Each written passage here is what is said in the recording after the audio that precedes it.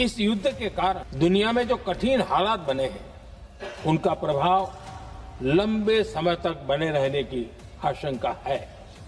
इसलिए हमें तैयार रहना होगा। क्या देश में एक बार फिर लॉकडाउन जैसे हालात बन सकते हैं?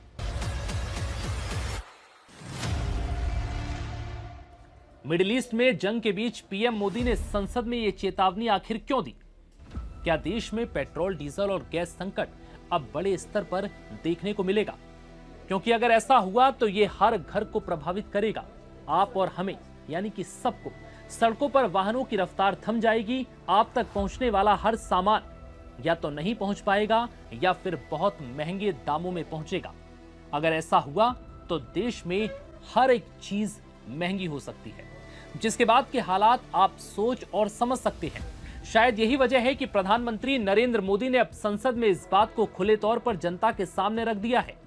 देश में मौजूद गैस और तेल का स्टॉक अब शायद संकट में है और मिडिल ईस्ट और अन्य जगहों से आने वाला तेल, गैस जंग की वजह से भारत तक नहीं पहुंच पा रहा, और जो पहुंच रहा है शायद वो पूरे देश की आपूर्ति करने के लिए पर्याप्त नहीं है।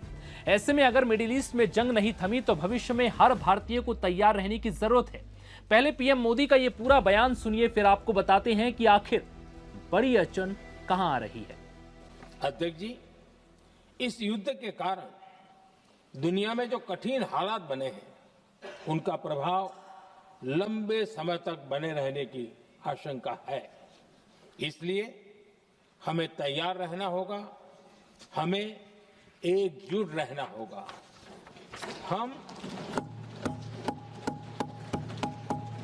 हम कोरोना के समय भी एकजुटता से ऐसी चुनौतियों का सामना कर चुके हैं। अब हमें फिर से उसी तरह तैयार रहने की आवश्यकता है। धीरज के साथ, संयम के साथ, शांत मन से हमें हर चुनौती का मुकाबला करना है। पीएम मोदी का यह बयान यकीनन भारतीयों को टेंशन देने वाला जरूर है, लेकिन पीएम मोदी ने इस बात का भरोसा दिलाया है कि देश में पैनिक सिचुएशन नहीं होने देंगे। दरअसल फर्स्ट पोस्ट की एक रिपोर्ट के मुताबिक अंतर्राष्ट्रीय ऊर्जा एजेंसी ने मौजूदा हालात को दशकों में सबसे ज्यादा गंभीर एनर्जी संकट करार दिया है। रिपोर्ट्स के मुताबिक इस जंग में दुनिया में 1.1 करोड़ बैरल प्रतिदिन तेल का नुकसान हो रहा है, जो 1970 के दशक के बाद से सबसे बड़ा नुकसान है। उस दौरान संकट के समय 50 लाख बैरल हर दिन का नुकसान हो रहा था। लोकसभा में पीएम मोदी ने भी ऐसे ही संकट का इशारा किया है। हालांकि इस संकट से सिर्फ भारत ही प्रभावित नहीं है, बल्कि दुनिया के कई देशों में अब हालात बिगड़ते नजर आ सकते हैं।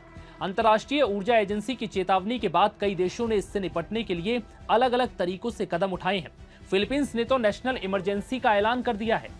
वहां के राष्ट्रपति फर्डिनेंड मार्कोस जूनियर ने देश की ईंधन आपूर्ति के लिए आसन्न खतरे की चेतावनी दी। फिलीपींस ने ऐसी समस्या से निपटने के लिए हफ्ते में 4 दिन काम कर इमरजेंसी उपाय अपनाने को कहा है। गैर जरूरी यात्राओं पर पूरी तरह से पाबंदी लगाई गई है। ज्यादा से ज्यादा ईंधन बचाने के उपाय अपनाए जाने की सलाह दी है। इसके अलावा तेल आपूर्ति करने वाले अन्य देशों से विकल्प की तलाश की जा रही है और रिजर्व बढ़ाने का काम किया जा रहा है। वहीं पाकिस्तान और श्रीलंका में भी इमरजेंसी जैसी सिचुएशन है। ऐसे हालातों में भारत में कई बड़े कदम उठाए जा रहे हैं। हॉर्मुज के रास्ते से पहले भारत के 50% तेल और गैस की सप्लाई होती थी, लेकिन अब सप्लाई बाधित हुई है, जिसका असर भारत में भी देखा जा रहा है।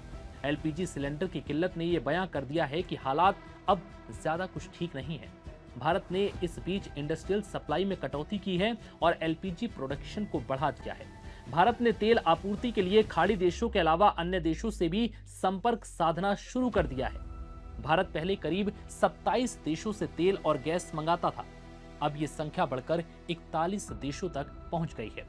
पीएम मोदी के मुताबिक भारत के पास अभी 53 लाख मीट्रिक टन से ज्यादा का स्ट्रेटेजिक पेट्रोलियम रिजर्व है और इसके अलावा 65 लाख टन के और रिजर्व पर काम चल रहा है। रिपोर्ट्स के मुताबिक भारत ने पिछले 11 सालों में अपने रिफाइनरी कैपेसिटी में काफी बढ़ोतरी की है। फिलहाल भारत में लॉकडाउन जैसे हालात नहीं है, लेकिन अगर युद्ध लंबा खिंचता है तो हालात गंभीर हो सकते हैं। और पीएम मोदी ने फिलहाल इसी चुनौती से निपटने के लिए हर भारतीय को आगाह किया है।